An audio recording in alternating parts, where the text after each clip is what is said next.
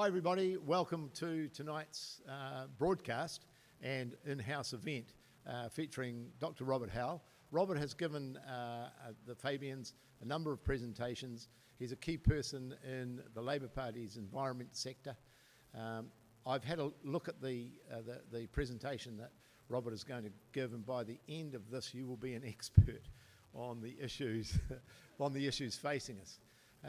We've got some issues of trying to assist Robert in the Labour Party get these policies that he's talking about up.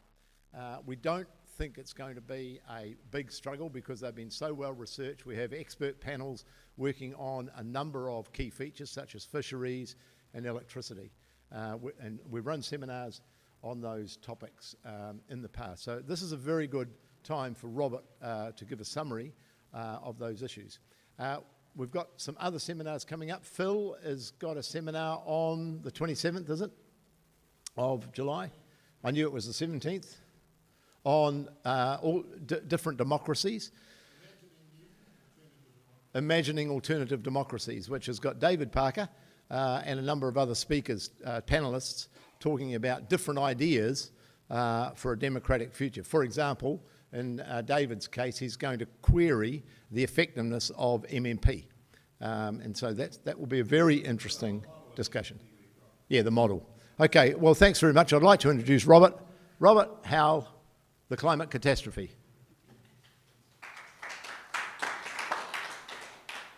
Well, first of all, thanks to the Fabians for the opportunity to present tonight.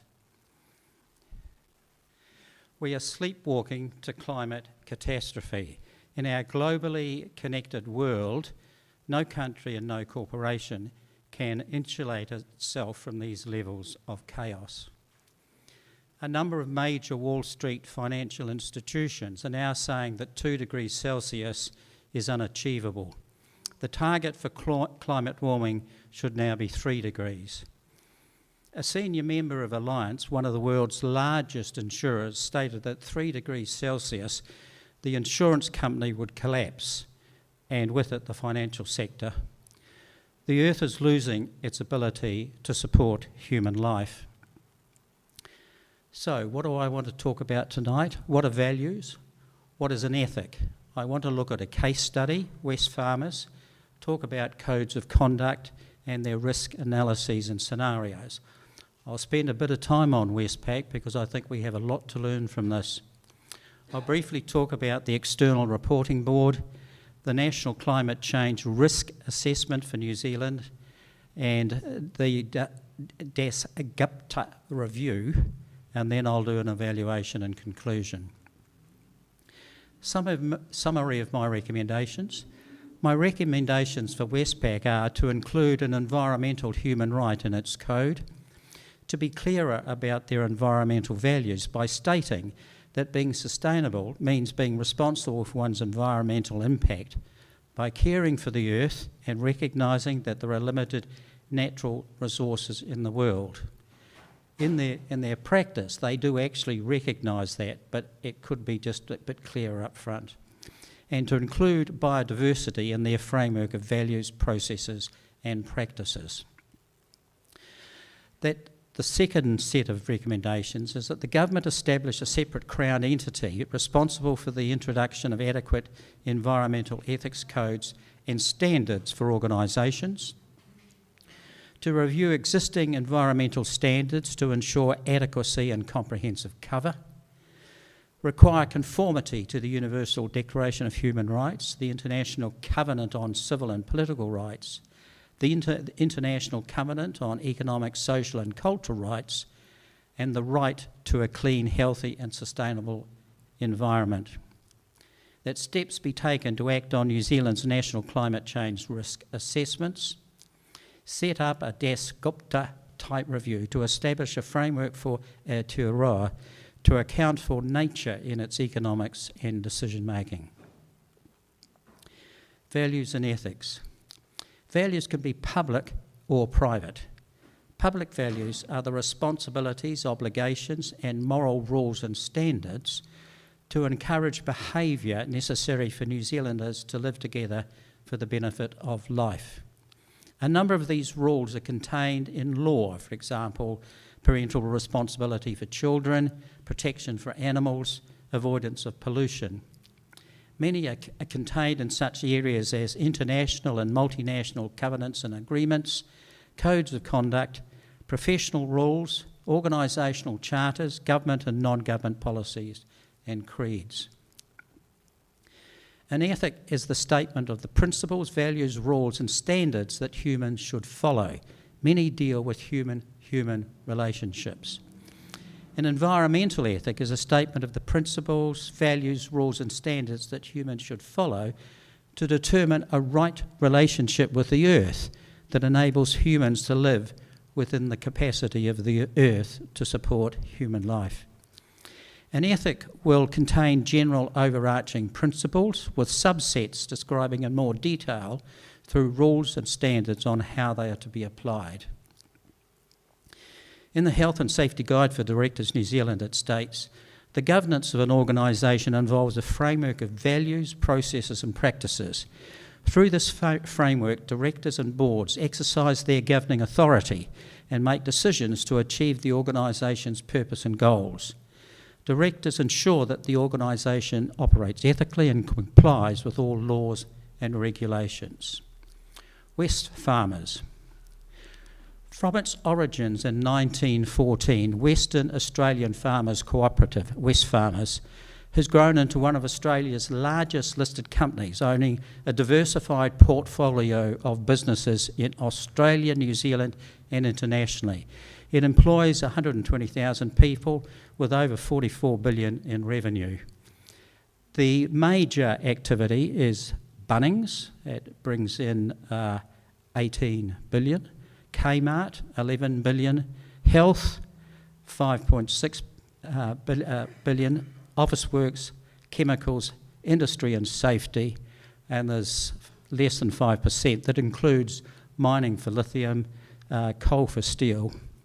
And it should be noted that at one stage they did own an open cast mine, which they sold in 2018. I will describe their codes of conduct, their purpose and key values, their ethical sourcing code, their notion of sustainability, their strategy for climate warming, greenhouse gas emissions approach, climate and energy, circular economy, risk scenarios and governance arrangements. I will also talk about the ethic of acting with integrity and honesty in all our dealings. They have much to teach us. Wesfarmers' primary objective is to deliver a satisfactory return to their shareholders. They believe it is only possible to achieve this over the long term by adopting values consistent with this larger view. The Wesfarmers Way is a framework for the company's business model and comprises its values of integrity, openness, accountability and entrepreneurial spirit. The Wesfarmers Way, together with a code of conduct and other policies, guide the behaviour of everyone who works at or for Wesfarmers as the company strives to achieve its primary objectives. The board and senior executives for the group strive to ensure their own actions and decisions reference and reinforce Wesfarmers' values, and they instill and reinforce a culture of acting lawfully, ethically and responsibly. This is the code of conduct. It has 6 major categories. The first one is anticipating the needs of our customers and delivering competitive goods and services. Looking after our team members and providing a safe, fulfilling work environment. Engaging fairly with our suppliers and sourcing ethically and sustainably. Supporting the communities in which we operate. Taking care of the environment, acting with integrity and honesty in all our dealings. Some examples, going the next level down. They've got policies on insider trading, bribery, conflicts of interest, confidentiality, data management, respect, human rights, inclusion and safety, and they have a statement on the modern slavery statement. And I've got the picture there of the cover of their book.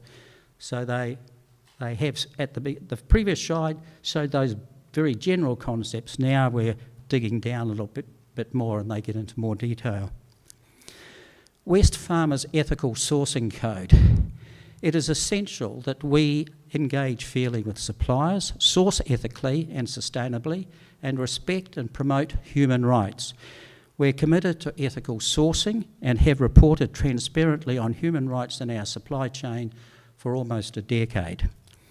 Wesfarmers is committed to respecting internationally recognised human rights as set out in the Universal Declaration of Human Rights, the International Covenant on Civil and Political Rights, and the International Covenant on Economic, Social and Cultural Rights. Our aim is to ensure that human rights are understood throughout our operations and supply chain, and that our team members and workers in our supply chain work in fair, safe workplaces where their rights are respected. Care of the environment, sustainability. It's at the core of the Wesfarmers way. Sustainability is about understanding and responsibly managing the way we impact our communities and environments in which we operate. Wesfarmers sustainability disclosures are prepared in accordance with the Global Reporting Initiative and links to 9 United Nations Sustainable Development Goals. To continue to create long-term sustainable value, Wesfarmers needs to mitigate, adapt and build resilience to the impacts of climate change and participate in the transition to a low emissions economy. As a large, diversified conglomerate, Wesfarmers acknowledges that the decarbonisation pathway will vary across the sectors in which we operate. We take a disciplined approach to embed carbon awareness into our culture, operations and strategy. Consistent with our model of divisional autonomy, each division has its own climate strategy that reflects its unique emissions profile, risks and opportunities. We are focused on reducing our operational Scope 1 and Scope 2, that's greenhouse gas emissions at an operational level, and our divisions have set interim and net zero operational emissions targets. For the third consecutive year, each of the divisions is reporting all material categories of Scope 3 emissions, that's the value chain emissions, with the divisions continuing to refine their reporting to identify emission reduction opportunities within their value chains. During the discussion, I can talk a little bit more how this Scope 3 is being implemented. Climate and energy. Reducing energy consumption and transitioning to renewable electricity across its networks are the foundations of Bunnings' efforts to reduce greenhouse gas emissions. Improving energy efficiency is a key pillar of Bunnings' net zero strategy, helping to reduce emissions and energy costs. They continue to make progress towards achieving 100% renewable energy by the end of calendar 2025 and net zero Scope 1 and Scope 2 emissions by 2030. We recognise that there are limited natural resources in the world, and our large, diverse businesses have a responsibility to reduce their reliance on natural resources. Our customers have a growing interest in reuse, recycling and regeneration, and we understand that we can create long-term value by procuring and selling products that factor in circular economy principles. For Wesfarmers, circular economy principles extend from product design to life cycle management. They include consideration of resource intensity in manufacture, packaging, energy intensity in use, and end-of-life treatment. We recognise the linkages between consumption and waste, including waste from manufacture, packaging, and disposal of products at end of life. Risk scenarios. These are the risks categories. These are the headlines. Damage to physical assets and disruption to store network. Acute weather events may disrupt farmers' supply chain. Impacts on the health, safety and well-being of team members and the community in which we operate. Changing customer preferences. Carbon policies and pricing our competitiveness. stranded assets in the global transition to a low emissions economy, and an erosion of our reputation and community support.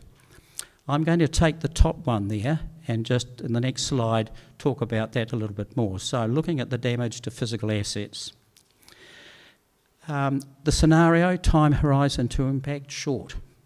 Wesfarmers businesses are exposed to extreme weather events, including more frequent and intense flooding, storm surges and tropical cyclones, especially across northern and eastern Australia and New Zealand. This risk is expected to increase over time. Increased intensity and frequency of extreme weather may damage and disrupt our physical assets and our store networks, reducing operational efficiency and increasing operational costs. So what are the financial impacts of that? They need to redesign or retrofit stores and warehouses to adapt to extreme weather conditions. They need to consider the implications for the location of new sites, stores and store renewals. Invest in measures to maintain comfort for team members and customers, including automated building management systems. Invest in omni-channel, that means a seamless and united brand experience. So if you come into a store, is your contact with the customer the same as if you order online? So making sure that that's all connected up. And to provide flexibility to meeting changing customer needs and preferences. And reflect on climate risk assessments and capital allocation, including the approach to mergers, acquisitions, portfolio management decisions and insurance. So they're really taking climate change seriously, and they're looking at the risk and starting to deal with it. Governance. Climate change is recognised as a material risk for the government, for the group. In this context, the Wesfarmers Board has ultimate responsibility for overseeing the group's approach to managing climate risks, opportunities and reporting. The Remuneration Committee takes account of various environment, social and governance considerations, including climate, when determining the remuneration of key management personnel. It also makes recommendations to the board regarding performance goals linked to emission reduction targets. So they're not just setting goals for the group, they're actually building it into the performance of each of their workers right up to the top and doing their performance review. So if you don't perform in terms of doing this, then your performance review is not so good. So it's really integrated. They're really integrating their strategy into their whole personnel system. Bill English is a member of Wesfarmers Board. At the beginning of John Key's government, I met separately with Key and English to talk about the lack of adequate ethical principles and standards for Crown financial institutions. Both said they would do nothing. Their government's response to the dangers of climate warming was to do the minimum they could get away with internationally. The current government's policies towards climate warming and human rights generally, particularly in regard to slavery, is in direct conflict with Wesfarmers ethics. Luxon. In 2024, Jonathan Porritt, former chair of Air New Zealand's sustainability panel, stated that Luxon is a hypocrite. He reversed his assessment of the dangers of a warming climate that he strongly advocated as the CEO of Air New Zealand. I just note in passing, the National Party constitution includes in its list of values sustainable development of our environment. So a core ethical principle of Wesfarmers is with integrity and honesty in our dealings. So I've talked a lot about Wesfarmers, and I've talked a lot about the code of conduct, because in my experience a lot of people don't know what a code of conduct is. But a code of conduct is essential if you really want to turn around corporations and organisations and countries to be able to face up to the ecological challenge. External Reporting Board. The External Reporting Board is an independent Crown entity responsible for developing and ensuring financial reporting, auditing and assurance and climate standards, and supporting guidance for profit, non-profit and public sector reporting entities in New Zealand. These entities include listed issuers, registered banks, licensed insurers, credit unions, building societies and managers of registered managed investment schemes. The ultimate aim of Aotearoa New Zealand climate standards is to support the allocation of capital towards activities that are consistent with a transition to a low emissions climate resilience future. In their 2024 annual report, it states that a new technical committee has been established, the Sustainability Reporting Board. XRB, External Reporting Board, has come from a climate emissions perspective, so they're interested in scope 1, 2 and 3. That's the carbon footprint. And there are a number of other disciplines that need to be included in establishing a comprehensive environmental ethic and standard. So there's a difference between a carbon footprint and an ecological footprint. And if you're going to move into that, they really need to get a lot more people involved. So my recommendation is that the government establish a separate Crown entity responsible for the introduction of adequate environmental ethics code standards for organisations. New Zealand's first national climate risk assessment was done in 2020. This risk assessment gives a national picture of how New Zealand may be affected by climate-related hazards. The risk assessment identifies 43 priority risks across 5 value domains. Those are the natural environment, human, economy, built environment and governance, and highlights 10 risks to be considered as the most significant. So the first is in the natural environment. The first risk is to coastal ecosystems. That includes the whole thing, not just the shoreline. And then risks to indigenous ecosystems and species from the establishment of invasive species due to climate change. That's the natural environment. The human risks to social cohesion and community well-being from displacement of individuals, families and communities due to climate change impacts.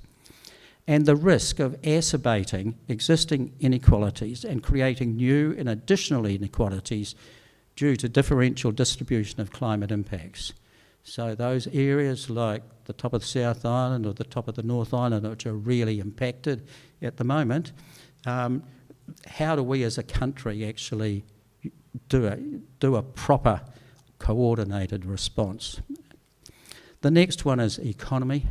Risks to government from economic costs associated with lost productivity, disaster relief expenditure and unfunded contingent liabilities due to extreme events and ongoing gradual changes.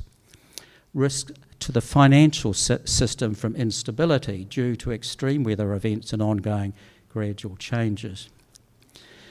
Built environment, they're mainly identified here about water supplies and then risks to buildings.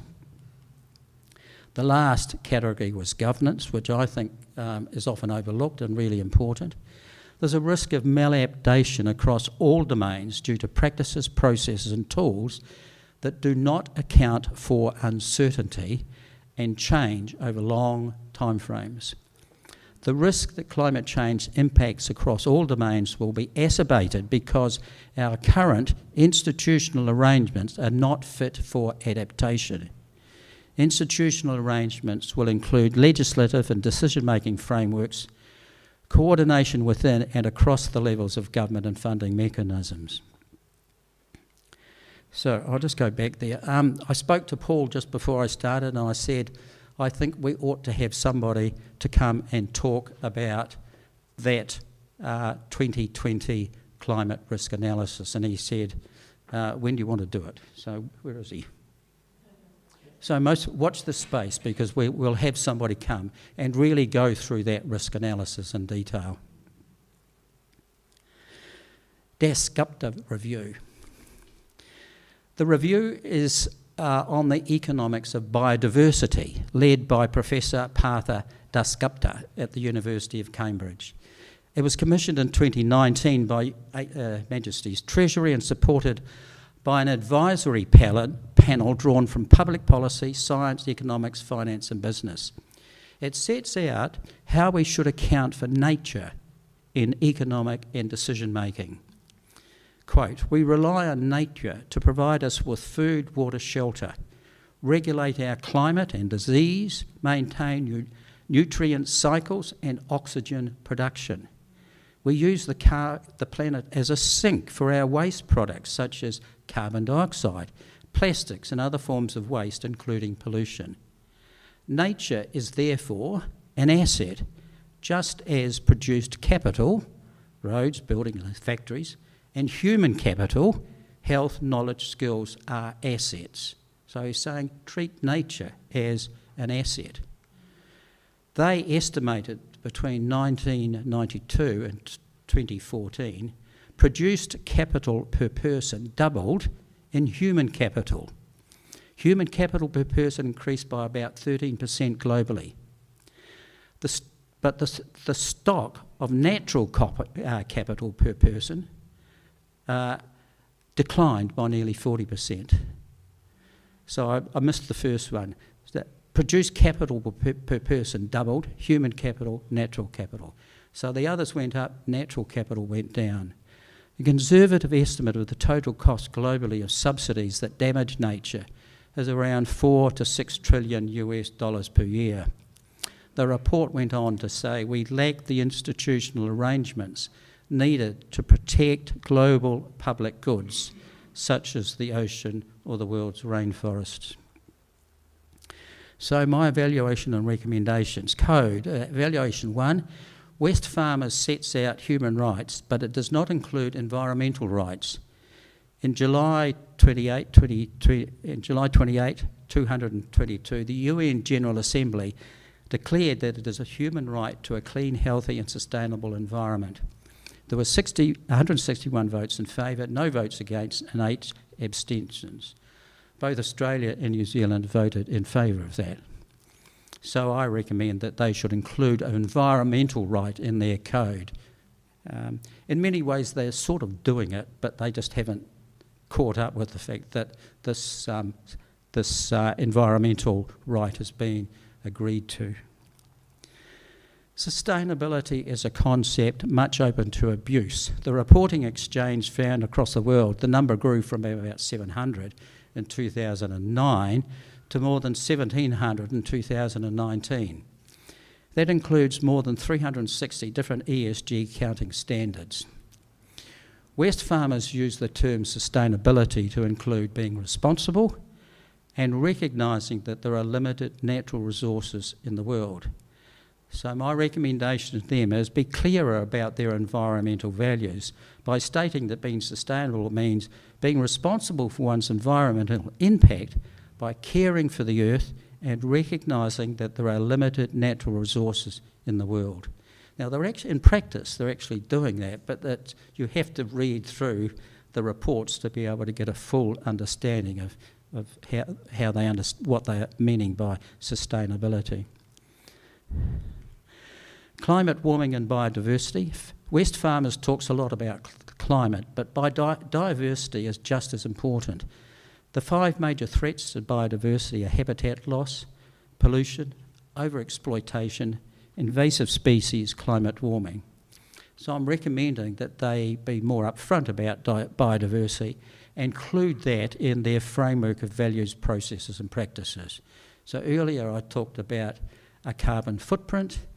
If you want a biodiversity element to be included in the environmental ethic, you need to include biodiversity as well. I initially chose the title of this PowerPoint presentation, The Environmental Catastrophe, but I changed it to fit in with the General Secretary's quote.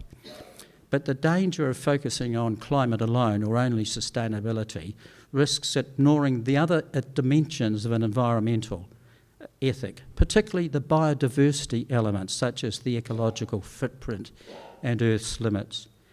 The Labor Party's 2023 manifesto concentrated on the notion of sustainability and is therefore invalid because it overlooks other dimensions.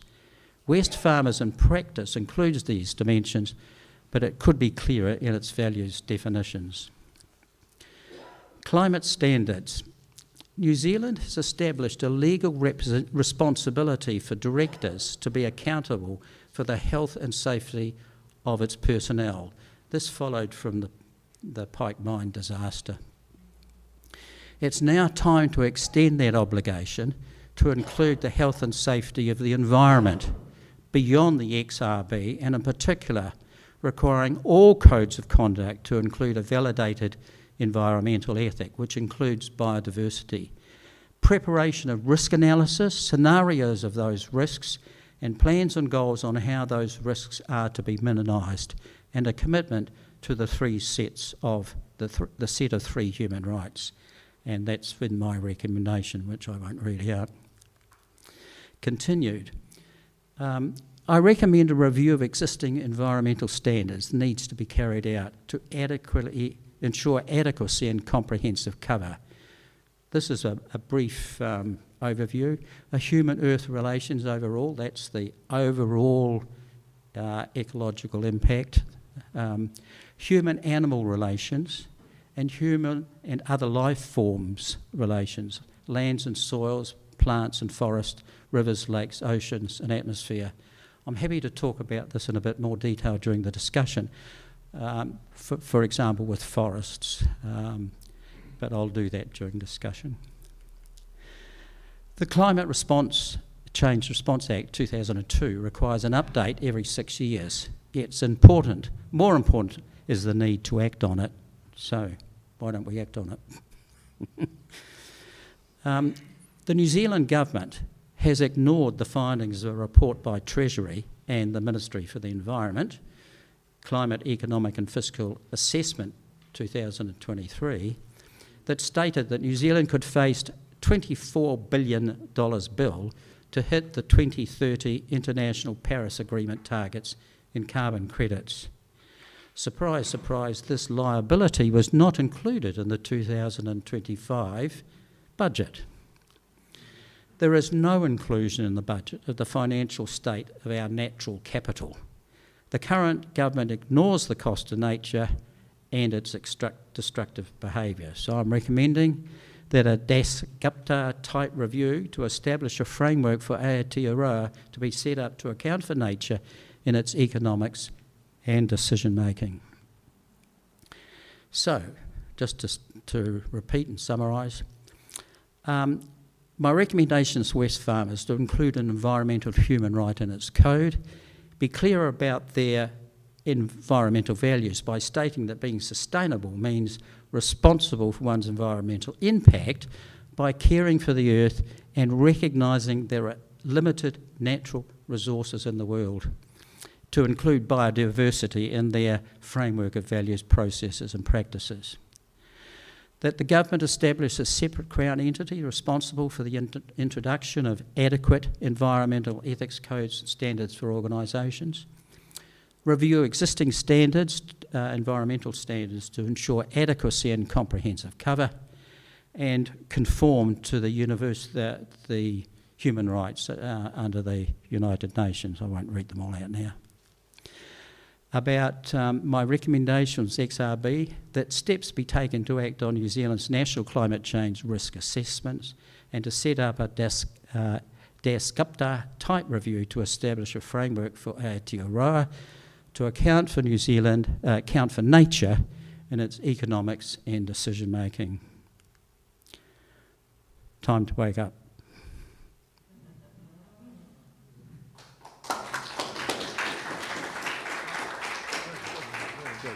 Thank you, Robert. I told Robert, I had a look at Robert's presentation the other day, and I said, Robert, 47 slides, mate, this is going to be too long. And he said, no, I've timed it. And I was wrong. I think that was a brilliant presentation.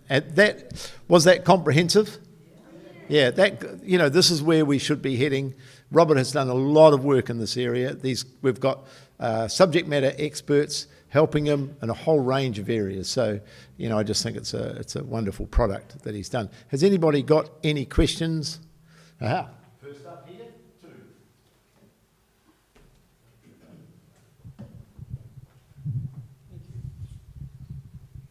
It's on.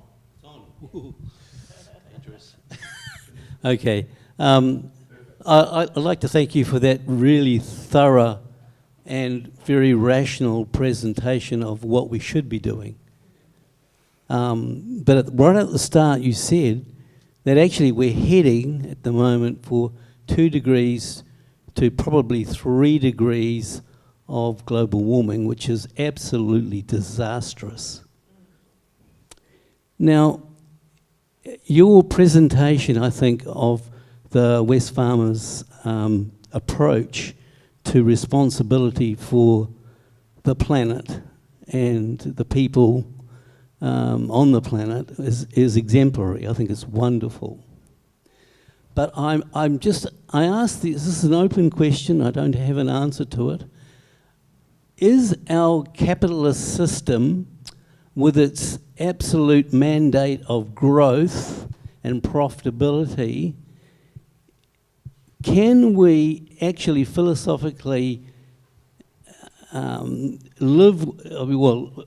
that towards a carbon-free future? At the moment, it sounds very doubtful to me that that could happen. Okay. It's a system that is not built for the health of this planet, in my opinion.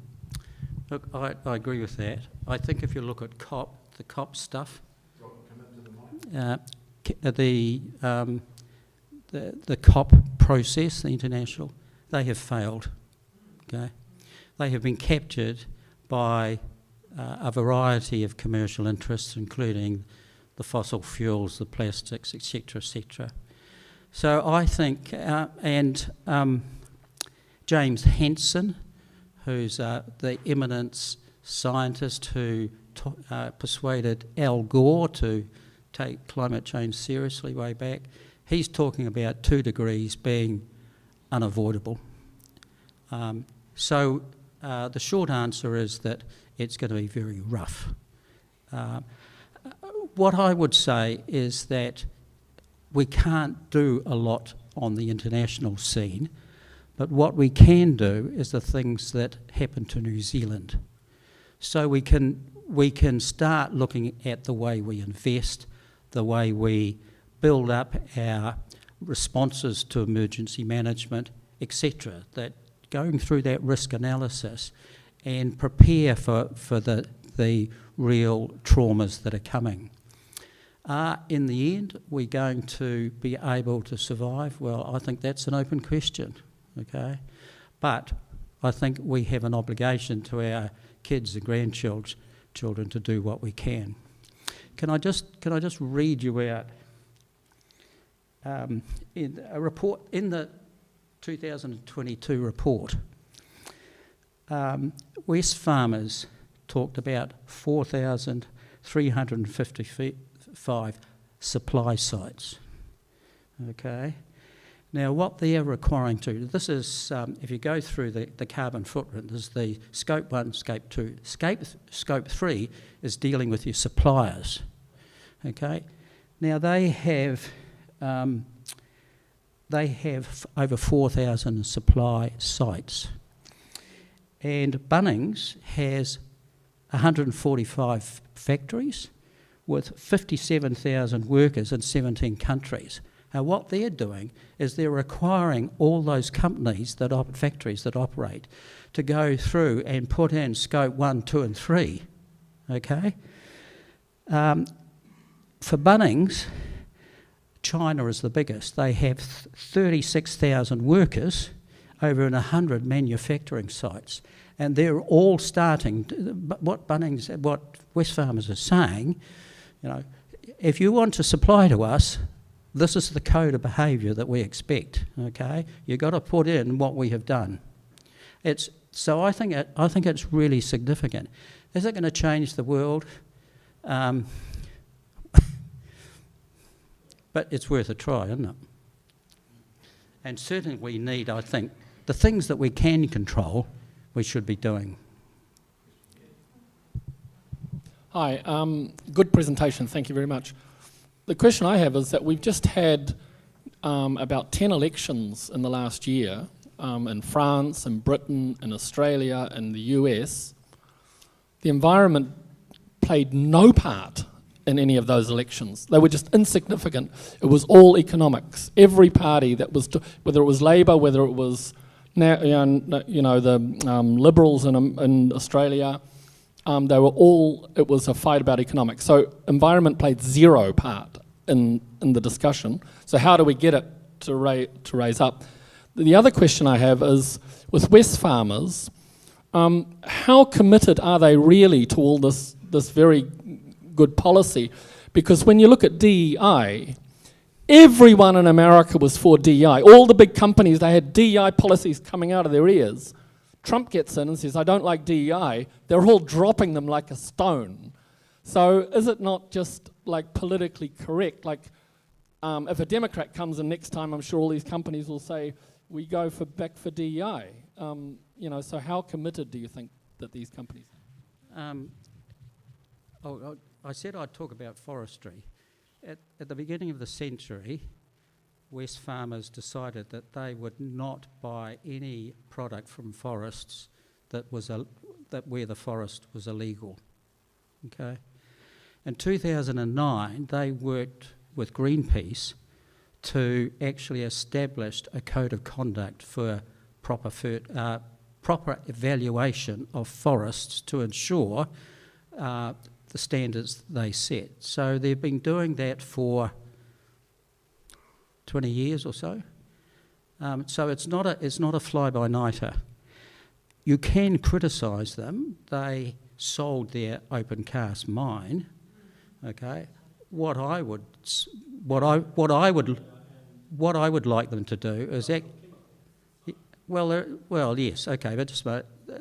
I mean, what I think they should. They're into mining, and there are some mines that I think are okay, but if you've got an open cast mine, coal mine, don't sell it.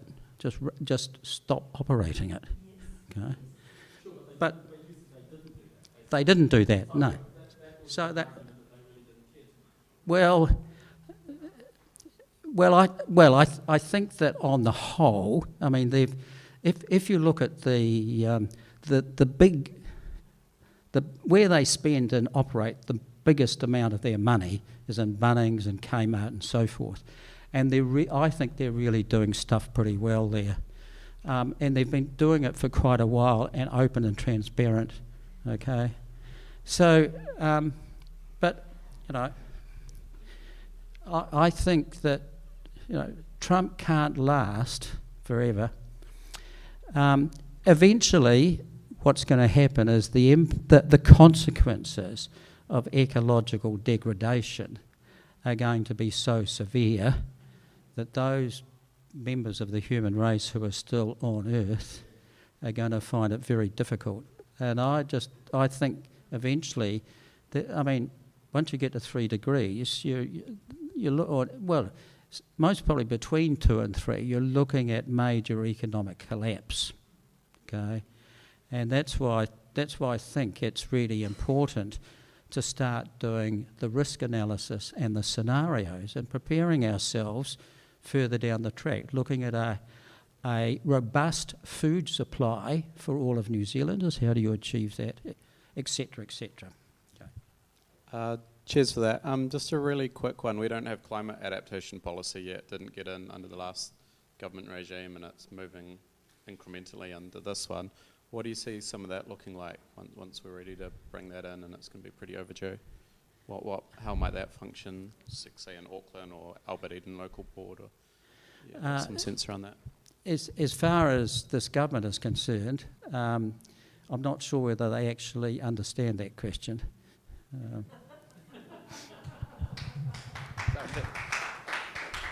So let's say whenever someone is ready to bring it in, what's that going to look like? As far as the Labour Party is concerned, there's been a very robust remit process of which the Auckland Environmental climate policy branch, which I'm involved with, have put forward a number of issues regarding ways in which we can adapt. David Keat talked about in changes to our electricity supply system. That's just one example.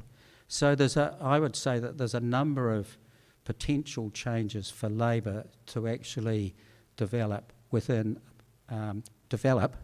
a decent adaptation policy.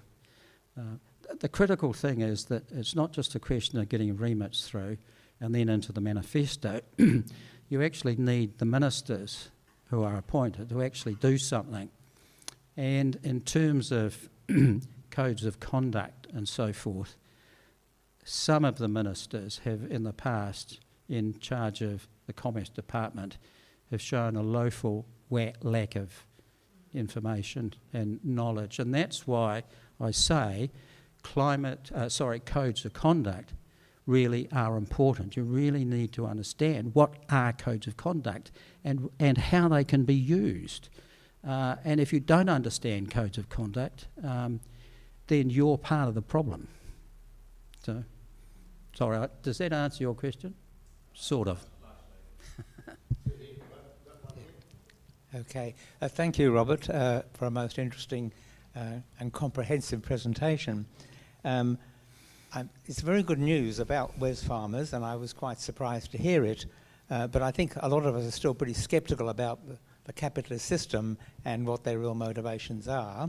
So I'd be interested to hear anything that they are doing to present a philosophy that encompasses all stakeholders, because most capitalist institutions just make profit for their shareholders and the others sort of manage as best they can. So I'd like to hear if they've actually stated some more philosophy other than just climate philosophy. Wesfarmers. Economic philosophy, really. Well, they basically... And second question is, do they make any donations to any political party? I'll answer the second question first, and the short answer is I don't know. Okay.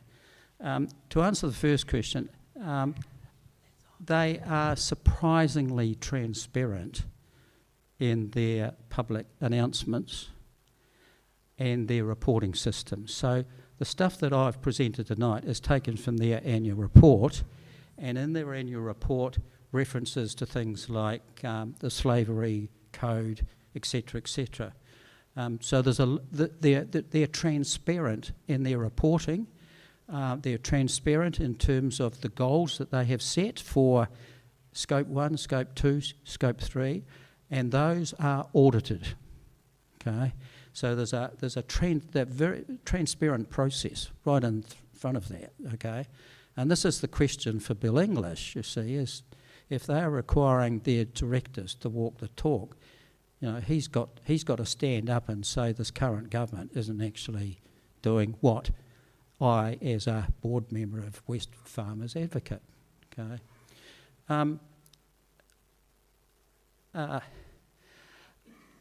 I think it's beyond my scope today to talk about capitalism versus non-capitalism.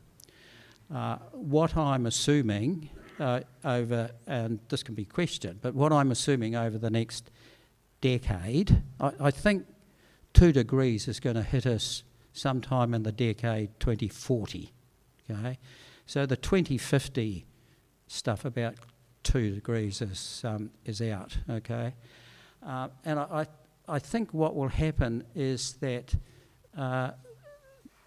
that we, as a country, we will struggle within our existing economic frame, but it will start to show lots of groanings and breakdowns at the edge, which will become much more apparent. Now there's ways within our system to be able to adapt to that, but if you recognised the risks that the 2020 booklet talked about, when they talked about governance, they said we do not have a decision-making system to be able to deal with uncertainty and certainly deal with deal with it in a comprehensive, coordinated way. And that, I hope, will be picked up in future presentations by people who are involved in that. So, I'm bucking your question, but what I am saying is that I think there's a lot of scope to be able to deal with that in a if we do to start to do the scenarios and the risk analysis and actually talk with the people who actually can help us deal with that, then I think there's a chance we might be able to survive if we can keep the Australians from migrating to us. Okay, last question. Last question.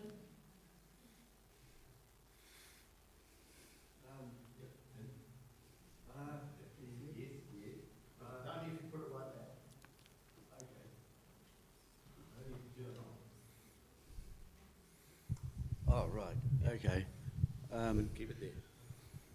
I'm interested in the vested interest in technologies, and the two really vast ones in the modern capitalist world are centred on private light motor vehicles and on the enormous expansion of digitisation. Now, both of these are inherent energy gobblers, and it's very hard to make them energy efficient even when you go for electrification. And in fact, with digitisation, it's growing at such a rate that it now has long outstripped civil aviation, for instance, as generating greenhouse gases. Now, over many years I've been involved with Friends of the Earth in New Zealand, looking at energy analyses. And what we find in all the debates is that we never hear people ask the question when they're thinking of developing a technology and using it. They never use this funny phrase called EROI, energy return on energy invested. And so you can get gigantic projects being undertaken where that analysis is never made. The Lake Onslow plan to do pumped hydro, for instance, which seems very good on paper, is actually quite shocking on an EROI basis. And so when I hear, a company like Wesfarmers, I'm wondering if they're doing these kind of analyses and whether we can do them on a worldwide scale for anything we choose to do. Well, we can do it on a worldwide scale if we decide to, but I think the decision-making process is loaded, okay? The amount of subsidies that go to the fossil fuel block worldwide is very significant. I'd refer you to David Keats' Fabian presentation, which was, 3 months ago? Yeah. Something like that. Online? It's online. Yeah. I agree with you, but I think that if you look at the circular economy as a concept of reducing the ecological footprint, that has got a lot of appeal. Okay, now you can't recycle all the energy, but you can recycle a hell of a lot of stuff, and so I think that Wesfarmers have committed to a circular economy and are taking it very seriously. But the low-hanging fruit is in packaging and manufacturing and so on. But energy's part of that. Okay. So the short answer is yes, rate of return. Okay. Look at David Keats' stuff. I think he's saying that we can get to energy in New Zealand that is half the price to consumers at the moment. And it means that you're into renewables and you don't need Onslow. That's my take on what he's saying. So I think in New Zealand it's possible for us to do that. But I noticed that some of the big tech companies, Microsoft and so forth, which have achieved a zero emission output by buying a hell of a lot of offsets. Their investments now in AI are such that they're actually no longer at zero energy. So the AI thing, Peter Jensen, have a talk with Peter afterwards, because he did some of the remits for our branch group on AI, and we've sort of flagged that as a source of further interest. Thank you very much, Robert. Thank you for that. That was brilliant. Managed to do it. He timed his presentation to perfection, I think. With the help of Pauline. With the help of Pauline. Thank you, Pauline. For those of you that haven't joined the Fabians, it's very easy to join. Just throw lots of money. No, it's online.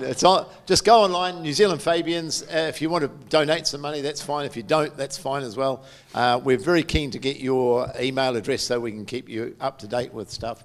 We'll track you forever.